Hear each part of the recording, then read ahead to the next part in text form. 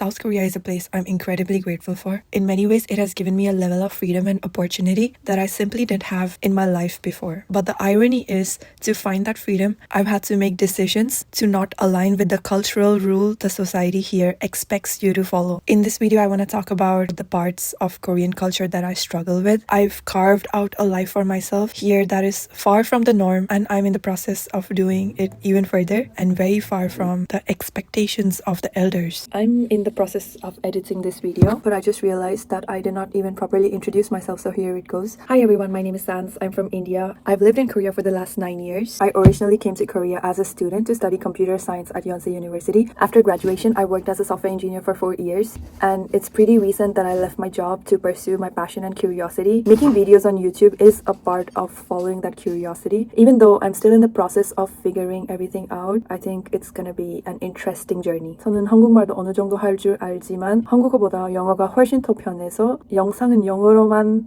촬영하고 있습니다. 저번 영상에서는 제가 생각했던 것보다 한국 분들이 많이 시청해 주셔서 이번에 처음으로 한국 자막도 넣을 예정입니다. I'm applying for the Korean nationality, knowing fully well that I will never fit into the Korean society, at least not in the way that people want me to fit in. There's people walking around me here in a park and I'm too shy to be making a video.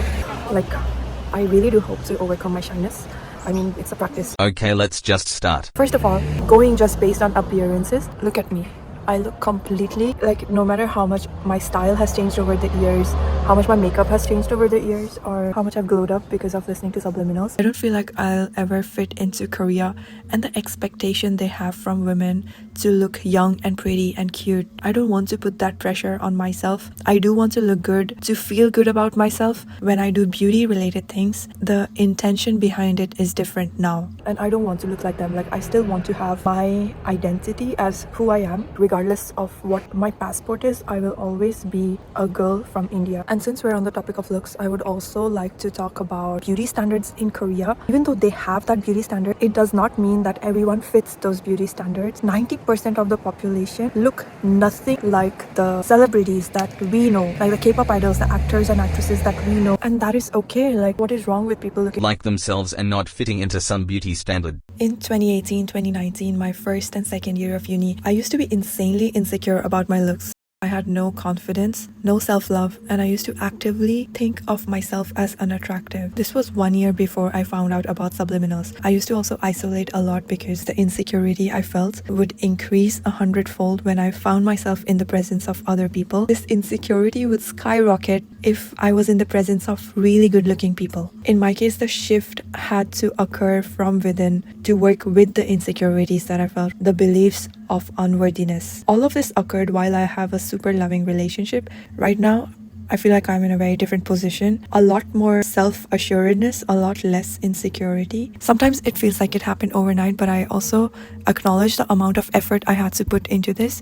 Like, now when I see super hot people on the streets, I just appreciate their beauty instead of comparing myself to them. Not that I'm completely secure in who I am now, because that will always be a work in progress, because my self-concept feels much more stable now. So I've also become super extroverted. As long as I feel confident in my own appearance, even the things that I've done until now, like getting rid of my glasses and getting perfect teeth, those things have been completely for my satisfaction. So I don't really care much about fitting their beauty standards as long as I feel happy. Let's take a coffee break.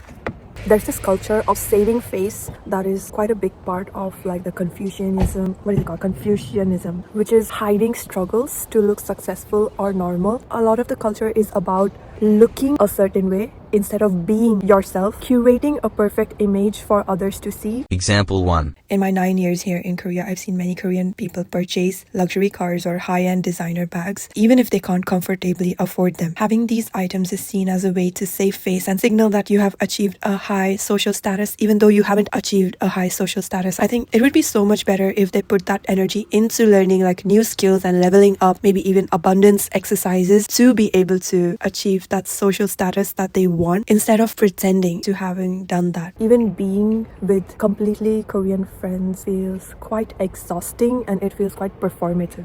Example 2. The importance of your educational background. Parents often feel shame if their children, if they fail getting into the university they want their Kids to go into. They feel a lot of pride if their children go to a prestigious school. Also, when it comes to partner choices, parents may oppose a relationship if the partner's educational or professional background is seen as weaker than the family's, fearing that they will lose face in front of their relatives. The reason why I will never fit into this culture is because over the years I realized how much I value authenticity over looking a certain way to certain people. That has been a big reason why I really disliked working at Korean companies, because like your whole life is about pretending. You have to pretend to work hard, even if you're working hard, and then let's say you leave exactly at 7 p.m., which is the time to leave, but other people are working, so it naturally looks like they are working harder and you're not working as hard. That's why I've not enjoyed working with other Korean people.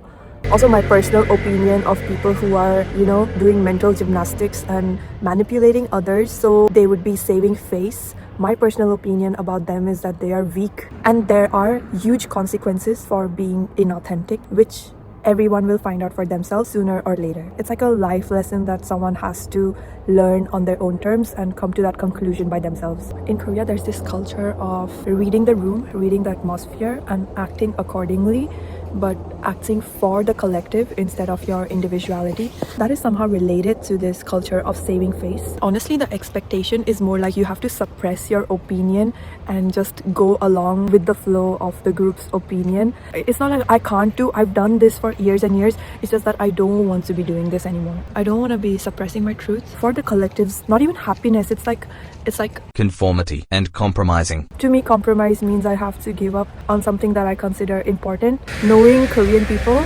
they do not like people who stand out too much, aka people who don't conform. In your personal life, it's completely okay to stand out, but when it comes to any group situation, like 집단 같은 거, it's like being super polite for no reason, but it's like politeness that doesn't get to the point. Like even that is included in Nunchi. So instead of telling the truth as it is, it feels like people are beating around the bush, or the words or the outcomes are changing according to like what you want to hear and what they want the outcome to be. If you're in like a friendship or a relationship with someone who doesn't say the truth as it is, it's like a whole world of pain. Like some people give in to what you want. In return for giving in, they expect you to give in the next time. When it comes to important stuff, I don't want to be in those kind of relationships. Lost my train of thought because there's a really adorable puppy over there.